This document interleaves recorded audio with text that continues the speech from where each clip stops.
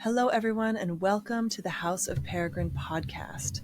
Today, I have with me Jasmijn Cook from Nina.care, who has joined us to talk about her au pair agency that is operating in the Netherlands, Germany, and England, with new markets coming online next year. Jasmijn, I would love to start out by asking you about Nina.care and a little bit about what you guys are up to. Sure. Yeah, so I founded the company 4 years ago with my twin sister Leila. And what we do is actually we place au pairs from all over the world with families, just to allow them to be free and do the things that they like, knowing that their kids are being taken care of. I can really attest to that that freedom bit. And I like how you say freedom, and not to get into it too quickly, but I like how you use the word freedom, because that doesn't mean that you're separate necessarily or going out and partying or something. It really is freedom to be the best parent you can and the best partner and the most whole person, I think, which I really like that you guys have that as a value. So Nina.care is an au pair agency, but I want to back up a little bit and talk about who you and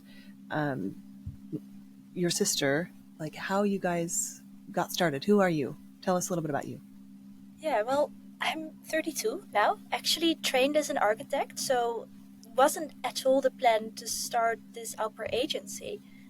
It escalated a bit. Basically, we started out being 16 years old and babysitting a lot, and then noticing that there was this demand. And it grew quite quickly with this small babysitting service that we had. Actually, just working weekends and evenings, even after finishing our studies and our career, we kept on doing this. And then we found out that actually there was a big demand also for au pairs. Some parents are asking for it, and we got the license to be an au pair agency. It took us 2 years to get the license, by the way, but we got there. And then actually it just kept growing and growing because there was a demand, and we just really loved doing it. And that's how we got, like in a nutshell, where we are today. Nice. And why don't you tell me the difference between an au pair and a nanny, or an au pair and a babysitter? Yeah, so I get the question a lot, and an au pair comes from abroad and lives with a family, usually for about a year. And the nanny just comes in the morning and leaves in the evening. So it's and usually they're a little bit more expensive also, because au pairs are a cultural exchange. So because they can live with you and they are in your house, you give them food, you actually just give them a thank you pocket money. You don't really pay them salary. So there really are significant differences to the two. I see. And so it's a cultural exchange, which means that somebody wants to experience where you're living. How would you define cultural exchange? Yeah, it's about coming to a new country, and then while being in a safe space with a family, exploring the food, the language. We also, for example, offer Dutch courses and first aid and events such as going to the tulip fields or like ice skating in Amsterdam, just to experience a new world. I see. That's amazing. So it sounds like you guys, your agency, Nina.care, actually might take it a step beyond other agencies by arranging cultural experiences for these mostly women, right? Is it mostly women, or do you have some male au pairs? We have a few, I would say 1%, but we are very much in favor of male au pairs. So if you are a male au pair listening to this, or please sign up with us. No, but yes, we love to organize these events. We also arrange the outpayment of the au pair, because we believe agencies can do much more than the standard agencies currently do. Okay. So I want to, yeah, I totally agree. And I want to back up a little bit to you and your sister. What do you think you noticed, or what made you passionate about doing things differently in this space? Well, we just found out that there is a big demand from both the au pair and the host family that is not really being met. So when you arrive in a new country, you really want to connect to other au pairs, you want to feel supported. And I notice from host families that they want to be checked in upon, like not too often because you're busy, obviously, but when you need some support in, for example, discussing some things that aren't working nicely with your au pair, or you want some support on how to arrange your visa or some documents with the bank, that is where I think the true value lies. And we just make it more digital and modern, and we make it easy. Whereas other agencies, I feel, often take a really old-fashioned and not so proactive approach. We like to be that personal, proactive agency. So you provide more structure and maybe more support than other agencies. But what I want to know is there's a reason for that. And I love getting to the heart of the reason, because it seems to me that you spent a lot of time of your formative years babysitting for families, you and your sister, and then you must have noticed some things that were unique, or maybe had some more empathy for the families and what they were trying to accomplish in their lives while being good parents and being good adults. Maybe you noticed that. For sure. And I'm not a parent yet, hope to be someday in my life, but I just, I'm just impressed by how you do that. You have life, like work. You want to have a good relationship with your partner. You always, I can imagine, feel guilty not spending enough quality time because you need to also arrange so many things. And I'm just so inspired by these parents, and I want to help them by taking away the things that are not contributing to those life goals of them. That's something that we can do, and that we can do actually really well, and that I want to help these parents with. So yeah, it's partly because I think Yeah.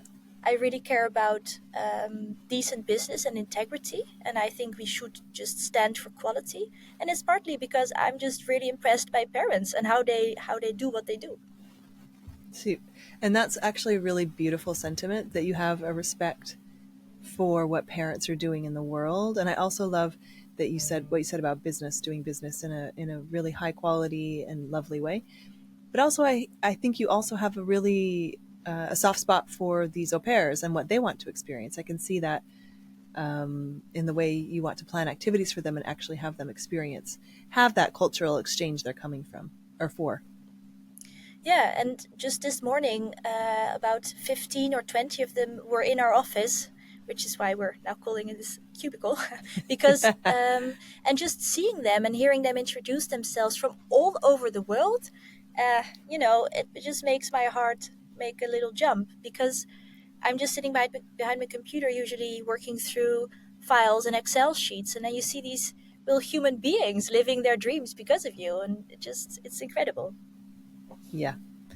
And that notion that you have respect and caring for all parties actually, I think, is a big differentiator.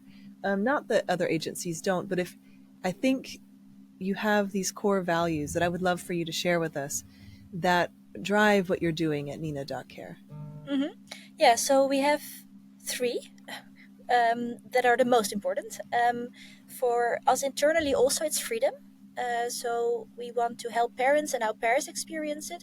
Also, the team at Nina.care, for example, can work just remote for a month if they want, and more, because we live by freedom. Then the other one is ownership. So we do expect au pairs, host families, also our team, to take responsibility and to follow up and to take ownership. And the last one actually it's a bit strange one. It's sparkly. So it's about bringing joy and happiness, and it filters back to everything that we do. Sparkly, I really like that. I mean, why not? Yeah. It's if when you actually start out to, it's a little bit, having a business, I think, is a little bit like having children, where you're going to be doing a lot of things that you don't like. You're going to be doing a whole lot of things you do like, but you might as well make it your own. And so I really So like that true. you really, I really like that you use sparkly, because that's a word that means to you. Tell us what that means to you. Yeah, it just means the type of mentality or attitude that you use towards everything you do, challenges, customers.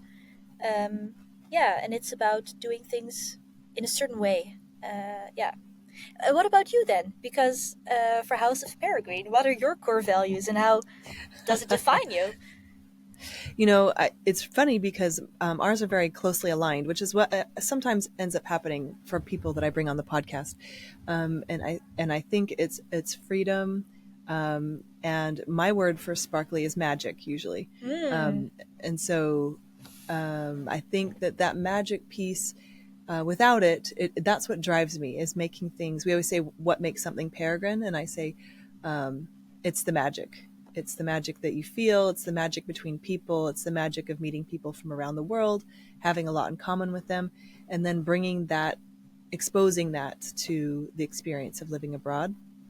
And so, yeah, I think we're really closely aligned in how we do business and why we're doing business, which, yeah, I think it's really, really lovely what you're doing. And I have 3 children, and they're not tiny anymore, but when they were, I really did experience this lack of respect. Not like you have to respect me as a mom, but this lack of respect for what you're going through, which is like, listen, I don't want to be away from my kid, but I also need to do things in the world as an adult. And what you're talking about, which is this responsibility that you have to each other, is actually a really beautiful way of looking at it. Because I did, and again, I'm not saying that this doesn't exist in the world, but what I like is that you have it at the forefront of what you're doing, because I think without that, this is a very human process. Watching children, helping a family, it's a very almost, I don't want to say holy, but it is very important in the life of a family. And that gets really muddy really easily. And I think that's where the support you have for families really becomes a glue to protect that experience. And so why don't you tell us a little bit about that process? Because when you bring someone into your home and you let them watch your children, I always tell my kids, at least I did when they were little, you're my most important thing, and I'm leaving that to someone else. And so they are very trusted, and they're doing exactly what I tell them to. And so the respect for the nanny almost came from the mother, from me, saying this person is someone that I trust.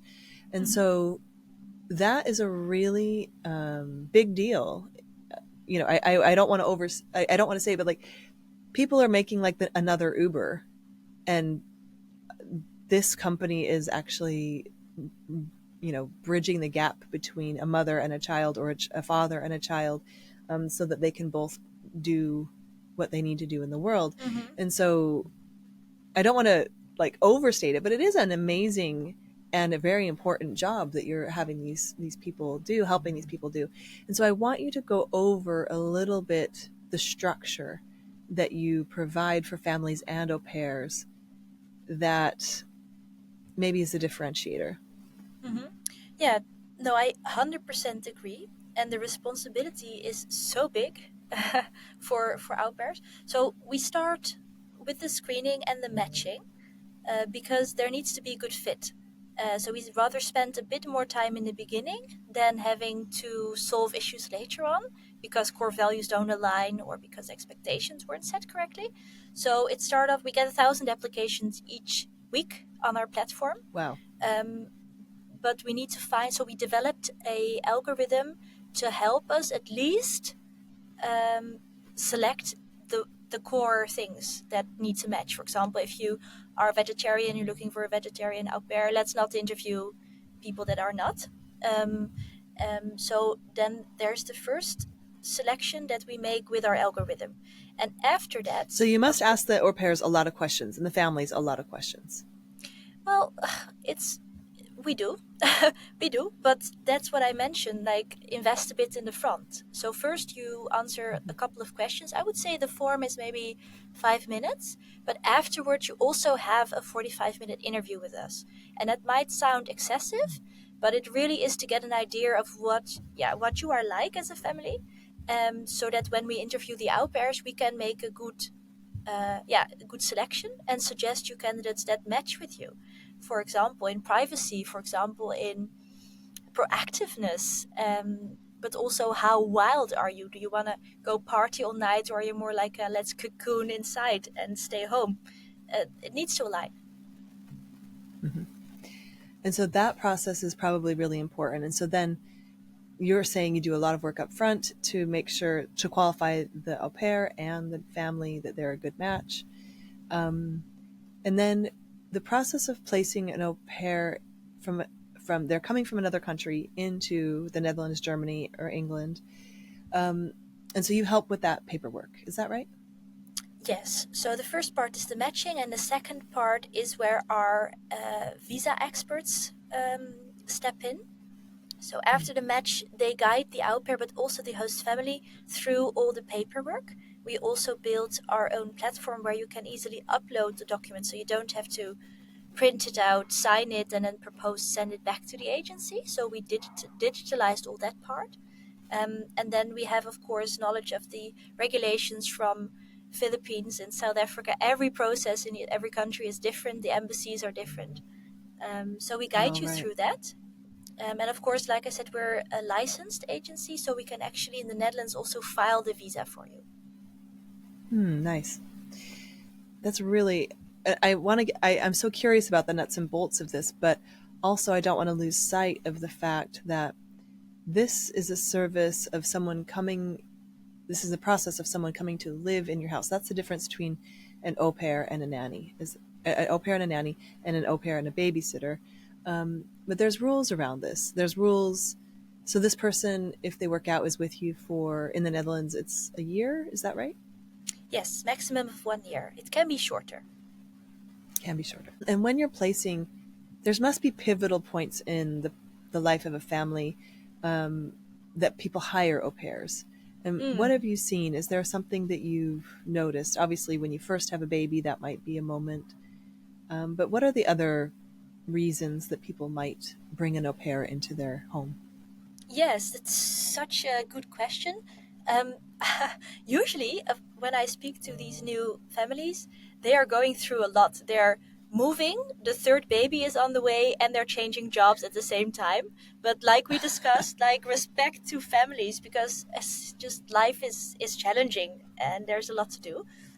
So I speak families that are having a new baby on the way a lot, actually, because they realize like, oh, adding this new complexity to the life, it won't allow me to prioritize in the same way anymore. I need help. I'm not able to do this anymore.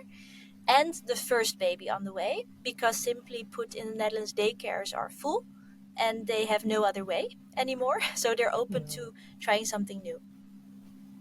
Right. And so is it mostly when parents get tapped out, for lack of a better word, they're like, okay, this is beyond us now? Because I think parents do try and do it all themselves a lot to start. Yeah, At least I did.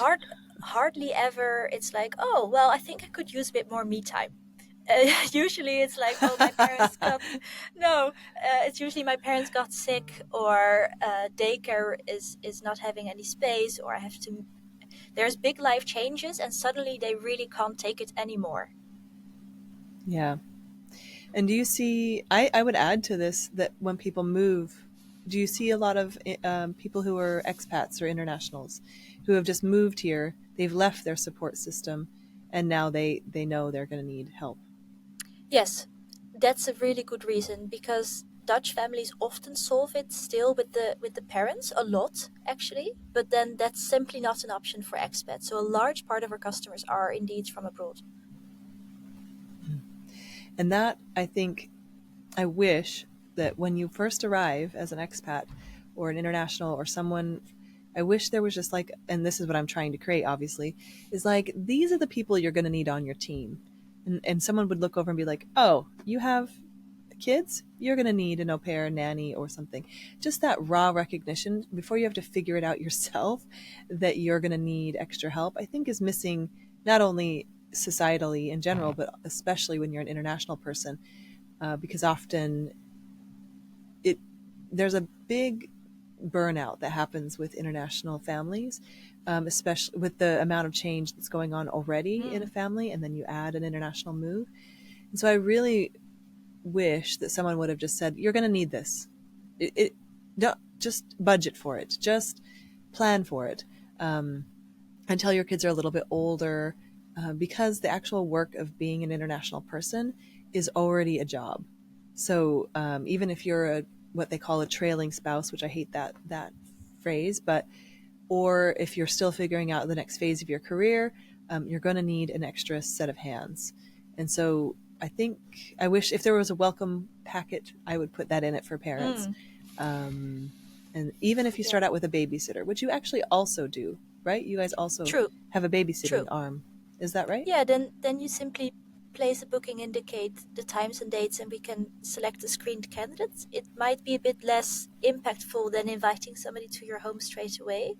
But I just want to second what you just mentioned, because people sometimes feel I have to be able to do all this because this is life. But actually, life is not the same anymore, and responsibilities on parents are just really big. And it's not like you're a bad parent if you have help. Just somebody who keeps things running in the house so that you can spend the quality time with your kids. You don't need to do It's all these so true. things. So Yep. what my favorite phrase is, like, make the weekly schedule of your au pair. You can put in 30 hours, and that's 30 hours of things that you will not be doing anymore. The groceries or the cooking or the dishwasher or the laundry. Like, all these things are not quality time. You should be spending them with your kids if you want. So yeah, that's my favorite part, where you can make the schedule and see what you're not going to do anymore. Yeah, that's amazing. And when I had little kids, that was my biggest challenge was I just wanted to cuddle them and hug them, but I had to keep life running, right? And when they're little, that's all they need from you is to be cuddled. They don't care if you're doing the dishes. Mm-hmm. But then, the wisdom of the time was, oh, enjoy your kids while they're little, um, but don't miss out on this time. But then, like, there's only so much you can let go of as an adult person. And so I think the recognition that we're all coming to, hopefully sooner than later, is that if there isn't a village, you need to make a village. And part of that village, if you're making one, is especially if you're living internationally or your parents are sick, or if your village for some reason um, can't be there for you in this way in this season, this is a very valuable option. But I think the one thing I would say is that it's not an option to do it all yourself. Um, that's not what responsibility means. And so I really love this idea of it being necessary. How did you solve your childcare challenges when your kids were younger? Oh, a mix. So before we moved here, we had a couple of like au pair type help, but I always said, "Oh, I'm staying home with my kids because I stopped working for a bit." Um, I always thought, "Oh, I can do it all still because I don't have a paid job," and so that was kind of a journey. And if you've listened to my TED Talk, you can see that my partner and I went through quite a journey about this with our community back where I'm from in Salt Lake City and also within our partnership because we both thought I should be able to do everything that wasn't working. And so that was I think for the time, it was also quite maybe bold. But then I just started, the more I had help, the more I realized I needed more help. Mm. I had 3 babies under 5. And that was just a really intense thing. And I think we patched it together. And so I think that's why I'm so enamored by what you're doing. And we have gone through agencies, but like I said, that fundamental lack of respect for, and it probably went both ways. You could tell the agencies also were used to kind of being maybe dealing with not so nice people always. But I think the fundamental respect for parenting in general has gone up since I've become a mom. I Mm. think we're starting to realize through the pandemic and through all these things that actually it's a really valuable job. And I became a mother in a time where we were still coming into that. And that also reflected in my personal journey. So, how I solved it, I would really not wish for other people to solve it that way. So, I'm happy that things like your company are coming into being with this fundamental respect for parenting and children and parents and what they're up against in our society. Um, because for me, I think it is a service to have children. and that's not the way it's seen. Okay, so I want to move on to a little bit back into the the reasons that an au pair comes and their experience with the family. Um, what are au pairs normally? They're coming for adventure. Give us a little bit of their side of the story. Sure. So the au pairs generally are between 18 years and 25 years old. Sometimes they just finish their education and just want to travel and explore. Sometimes they already So worked like a for, gap year or something. yeah, like a gap year, indeed. And sometimes they worked for a while and then they found out it's not what makes them happy and they want to get back to their core, and personal development is their main focus. So for some, it's just always been a dream to travel abroad, maybe because they're from a bit more less developed, like a less developed country, and they want to see Europe. So what for us is very important when we do our screening is to check the motivation, because sometimes you notice people are just here to earn money, and that's not the correct reason, because you might not even like kids, or you just be here as a job, and that's not the goal of a cultural exchange. The beauty arises when you want to help a family and in return have a beautiful experience in a new country. So that's what we really select on.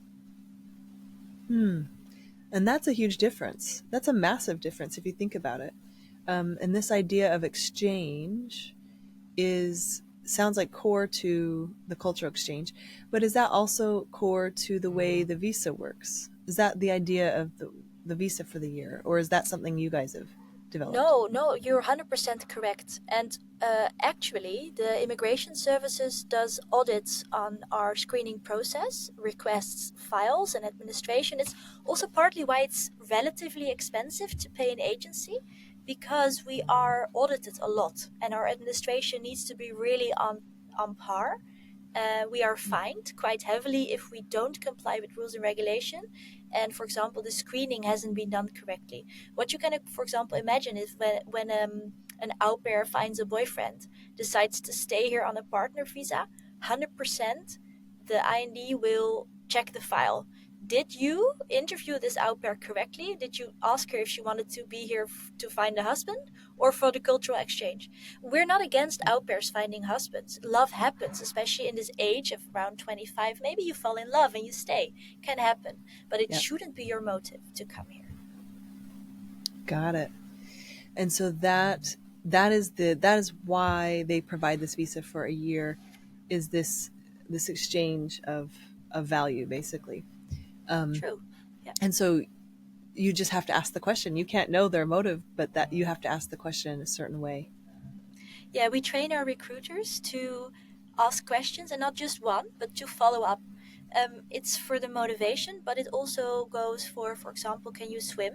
Because of course, au pairs want to be an au pair. They say yes, I can swim, but then you have to ask, um, can you actually go into the water when a kid is falling in, or would you prefer to stay until your knees, or how deep are you comfortable? How deep are you willing to go into the water? It sounds really stupid, but you have to really ask these follow-up questions. Yep, and get specific. So I want to, and that's really important, right? Getting specific is what you need to do because, yeah, it makes total sense. So I want to talk about a little bit about common, because it is a really close working relationship and it is going to have conflict, misunderstandings, misalignments of expectations. And so walk me through some common maybe things that you help people smooth over with their au pair or with their host family. Yeah, well, I have plenty of stories. But what we do, for example, is when your au pair arrives, you receive our welcome package. In this package, you will find the house rules. It's a printed paper, which you can fill in, and it has some base agreements that you might not think about. For example, um, do how much time in advance do you let us know if you're not joining us for dinner? Because you want to be able to count on someone. When is laundry day? Because it's annoying if you can't do your laundry because the au pair is all the time doing her laundry. When do you use the bathroom or the showering in the morning? How do you arrange it with the fridge? Can you just take everything out, or are some things your special guilty pleasure. You don't want them to touch it. Just stupid Yeah. things. Or boyfriends, how do you deal with them? Are they welcome in the house, or you prefer them to meet in the city? Is it not allowed? And it's like you mentioned, it's an interesting relationship, a beautiful one if you ask me, but it's not like one we know, because it's not an employer-employee, it's not a family member, it's not a boyfriend-girlfriend, it's not a niece. So what is it then? And to Yeah. set these structured rules, we have the house rules that you fill in together in your first week. Nice. And that's really important because otherwise you're kind of left to your own devices. And at least for me now, I'm kind of a seasoned hiring babysitter person, but especially at first, and especially if someone's living in your house, this is the first time you've had that. And so it's really nice that you provide some wisdom and guidance. And so what happens if someone eats someone's yogurt too many times and they get fed up? What happens then? Yeah, usually it's or the host or the au pair calling us saying, listen, this happened. I'm so angry. And it comes down to a little bit of coaching, how to approach the situation and discuss it together. If they really can't work it out after our tips, then we do a three-way conversation and we just mediate and facilitate. And usually it works out. Usually it's just a cultural difference where we didn't dare to say it because we want to be welcoming to the au pair, and the au pair Yeah. honestly didn't know it wasn't meant for her. So Yep. yeah. Is yogurt a good example? Be honest. What are the other? It's a What good are some other good example. ones? It seems um, small, but it becomes big at some point. oh, it's a really good example. We have plenty of these. Yeah, and then it's interesting because these are usually our customers. They're well educated. They work 40 hours a week. They're managers, directors, CEOs. But still, because it's in your private space, it becomes personal and it's difficult. So I just, humans are just beautiful to work with, and everybody has their triggers in their own way. So, and then adding Yeah, a new culture to the mix, it makes things complex. absolutely. Well, and at least in my world, I found that I had a really hard time at first saying anything to the nanny because I didn't want it to affect the relationship with my child. Mm. And that's a silly thing to think when you look back on it. But at first, when it's your first time doing it, it makes perfect sense. You want them to feel, generally positive and loving towards your kid, and you don't want them to take any anger out on your child, right? Yeah. And so, again, backwards thinking, something you have to kind of grow into, just like any leadership position or relationship. But I Mm-hmm. really like how you say it's a hard to place relationship because it really is. Mm-hmm. Um, Do, and do you have that's any do you have any more tips for parents on how to no what you've learned in the past with nannies or au pairs? hire someone, hire an agency. No, but I think what's really hard with an agency, at least in my experience, was that it's very impersonal sometimes, Hmm. um, and that comes through because it can't. You're not just hiring an Uber, right? But sometimes it feels that way. Oh, we can replace them easily. That's good, but just being able to call someone and be like, I don't like them, and then have them be replaced, that's a hostile situation. And so the mediation and the actual relationship building is actually needed.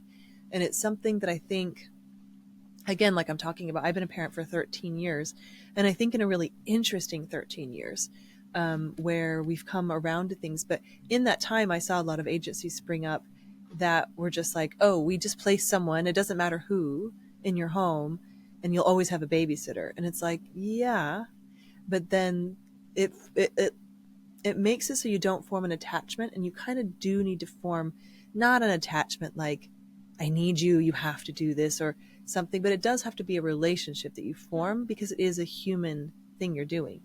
You're not creating a spreadsheet, you're caring for someone else's human. Yeah. And so I think I've seen it swing that way from not having any help to trying to maybe industrialize it Hmm. to Yeah. now what I think you're doing, which I think is really important, that you mediate, but and there's always been mediators, but this fundamental respect for what everyone's up to and what everyone's needs are, and having that fundamental respect for parents, and not in like a they're the boss type of way, but like you guys are doing something hard, let's help you, it's a major shift from what it was in the past, and maybe also in the US where I was. It's like, well, since you're not doing what you should do, which is stay home with your kids, sure, we'll get you a nanny. But there's this guilt, this overall thing, this overall feeling, and it probably comes both ways, that you're the mother, you should be doing this, but fine, we'll provide someone for you. Yeah, yeah. But actually, I believe that there is a really big value in um, exploring your own interests, being the best version of yourself as a mother or father, and then having somebody, for example, the au pairs that we select, they love kids, they love to teach them English and to give that energy. And yeah, if you balance that, you're not born to be a mom or dad. You're born to be you. So Yep. that's just a part of you, and you want to give the best part of you. Yep. And that's actually what I came to. And so after, 10 or so years, I actually split my time differently. But it was because there wasn't a comfy relationship based place I could find that could provide this. So we just restructured our entire life to be able to spend that quality time with our kids. Hmm. And And tell me more about really, that. How did you do that? well, so my partner and I are both in startups. We both have our own startups, but we never go for work unless we have to more than 5 minutes from our house. So I'm there to pick the kids up from school, see their friends, all this stuff. And then we usually work late into the night.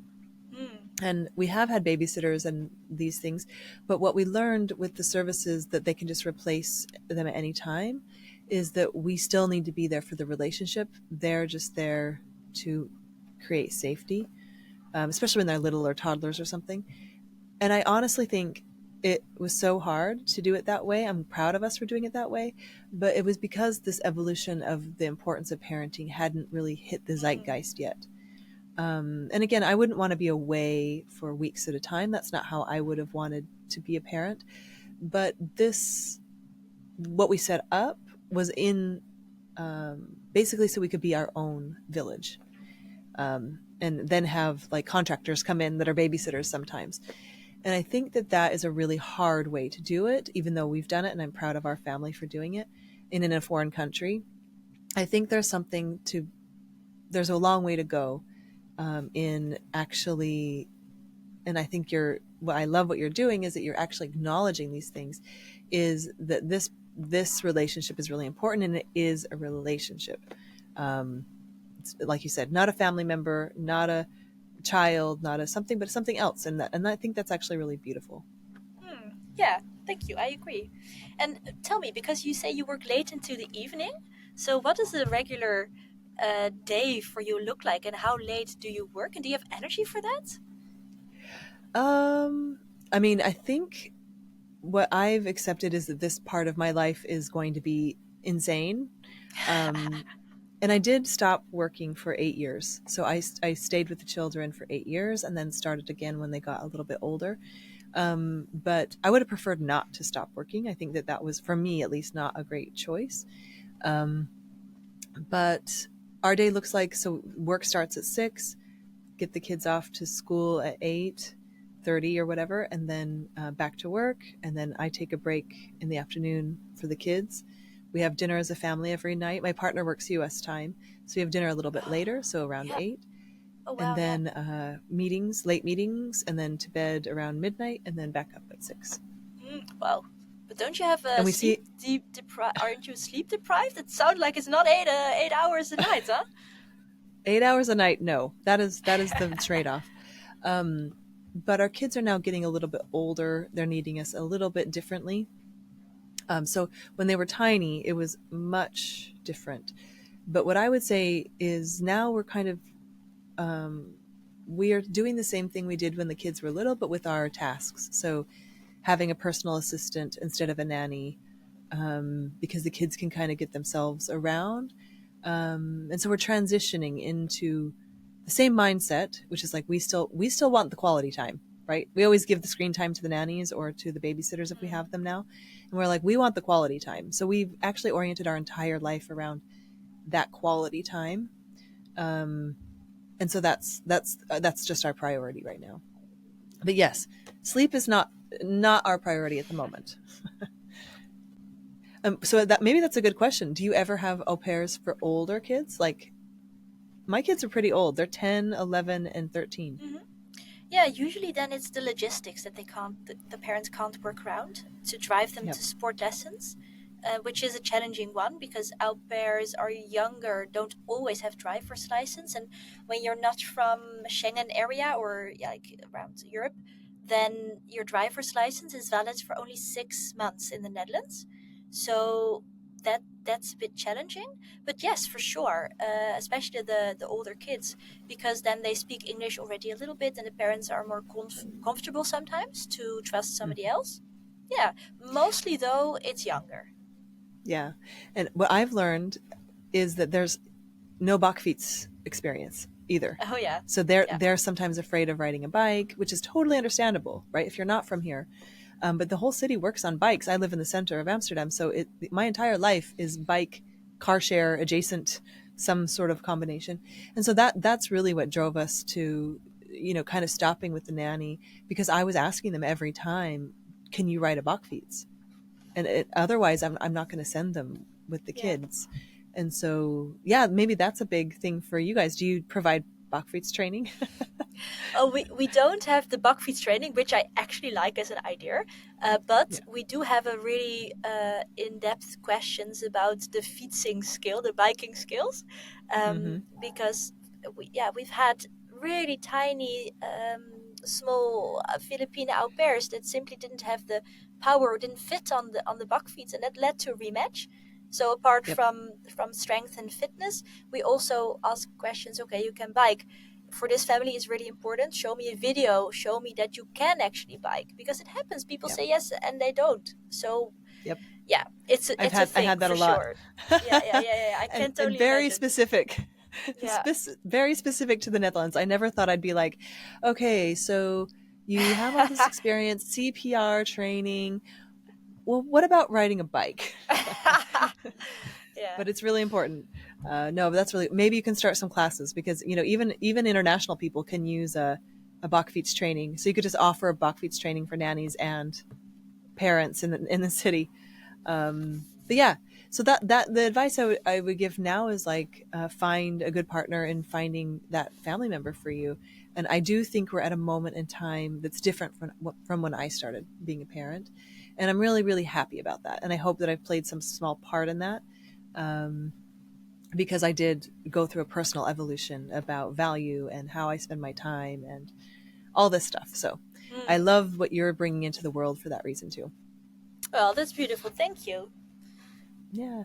And so I love that you help the au pair, you help the family, you mediate this relationship, which is new for everybody, including the au pair. Usually, I'm assuming they haven't done it more than once or twice, maybe. And then it's time to leave, so they can only stay for a year in your home. Is that Hmm. right? Yes, And so then, indeed. do you usually help people find another au pair, Yes. if they're still in that spot? Yeah, we check in time. Like, it's time again. Do you want to start with your new au pair? And the reason for this is because if you start in time, there could also be a nice overlap between the two au pairs so that they can train each other. And for the kids, it's nice to have a goodbye party to learn in life. People, they don't die, but they sometimes leave. They will need to learn Mm-hmm. it in class as well when the teacher, for example, found a new job. And this way you can create a safe and positive goodbye experience, Yeah. which I think could be really insightful for the kids as well. Absolutely. And that's what I ended up protecting my kids from, was these attachment injuries, which was Mm. like the nanny just decided not to come anymore, or the agency just replaced her because she wasn't, happy, or we weren't happy. And so that's for kids a really big problem. And that's what I started seeing. And so that's really important that we acknowledge these tiny people and their processes and their attachments and what they're going through. And so I really like that you have that. Yeah, perfect. And then so they can stay for a year. We didn't go over one thing, which I think might be really interesting for people. So it's a little bit backtracking, but so to have an au pair, you need to have a room in your house that they can stay. Is that right? Hmm. Yes, but it doesn't have to be a separate house or a separate some. It can just be a bedroom, and you can share the bathroom. So as long as it has a window and a door, and it's just a nice place to stay, then your house is suitable. Got it. Okay, that's really important. So they need to have their own bedroom with a window and a door, and then but they can share a bathroom with your family. And then they work 30 hours a week. Is that what I Yeah, heard you say? correct. Yeah, you make And a week schedule for 30. and then they usually eat with you. You provide food, housing, and then a small stipend. Is that right, or how does that Hmm. work? Yes, so there's a monthly stipend of around 340 euros, a little bit extra if you want to provide for the OV and mobile phone charges as Mm, well. It's around 500 euro per month if you take it all in. okay. And the au pair does usually eat dinner with your family, but some families decide, oh, okay, no, we eat a bit later, like your family does, and then the au pair eats with the kids, and then she's off in the afternoon, or maybe she goes to friends. It's not mandatory to have dinner together. It is a nice moment to bond and share, though. So usually, at Yeah. least 3 days a week, families do eat together. Got it. Okay. And then when it's time to say goodbye, they leave. You bring someone else in. But what would you say you see in families? What are families telling you about having an au pair? Yeah, well, I'm usually really excited when I get feedback because they're like, oh, I can spend quality time with my kids again, or I should have thought of this earlier, or I brought seven new families to you. Of course, sometimes I get back like I wasn't supported enough or something like this. And then I try to find out, but the wishes also differ a bit in how much contact you want to have with your agency. Some just prefer not to be bothered. So we're Yep, balancing this now. of course. Yeah. And I think that that's the key is that you're there if because again, like you're learning as you go to how to have an au pair. But maybe some people are better at it than others, or maybe the match is better. Hmm. Very cool. So where do you think Nina.care is going to be what is your dream for it in 10 years? Or 5 years? Yeah. Let's say 5 years. That's sooner. Yeah. So what I'm really surprised about is that there is no international agency placing and supporting au pairs in several countries, and we want to be that agency. We want to Wow. be the au pair agency. So that's where I see our company in 5 years. Nice. That is surprising, isn't it? It's probably because there's so many differences in countries and all this stuff. But do other countries have au pair visas similar to the Hmm. Netherlands? Yeah, it's you are 100% correct. It's because the regulations are different in each country, so that makes it challenging. However, Mm-hmm. they all differ only slightly. So it's, for Mm. example, 280 pocket money or 420 pocket money, or the age is maximum 27 instead of 25. So the topics are all the same, just the answers are slightly different. So maybe you've just seen a golden opportunity. I think so. That's amazing. Um, Very cool. So in 5 years, you want to be the international au pair agency. Yeah, if you think au pair, oh, Nina.care. That's what I want. Got it.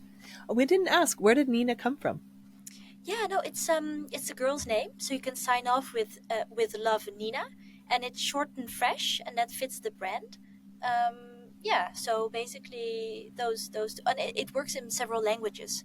There is no cursing word anywhere called Nina, so that's good. Got it. Okay. So it's a very internationally. It's your brand in essence, Nina. Very It's cool. our brand, yeah. Very cool. So where I want to thank you for coming on. I want you to thank you for going down all the paths I wanted to go down because I'm very passionate about how children are treated in the world and how mothers and parents and also au pairs and nannies are treated in the world. Hmm. And so I think it's lovely the way you're doing things. I'm so happy I could bring you on and have this conversation. I want people to be able to find you. How do people find you? Yeah, so thanks so much, and I also truly enjoyed the conversation. It's Nina.care. If you just type it in or download our app, you'll find us. Okay, great. And we are going to be offering some special things for House of Peregrine members, so everyone can watch the webpage and the app for us, and we'll be doing some fun things with Nina.care because we believe in what you guys are doing and how it can serve the international community. And so watch for that coming up. Go to Nina.care if you have questions. And Jasmine, thank you again so much for coming on. I'm really looking forward to watching you become the premier international agency for au pairs in the world. Well, let's grow together. Really enjoyed our conversation. Sounds great.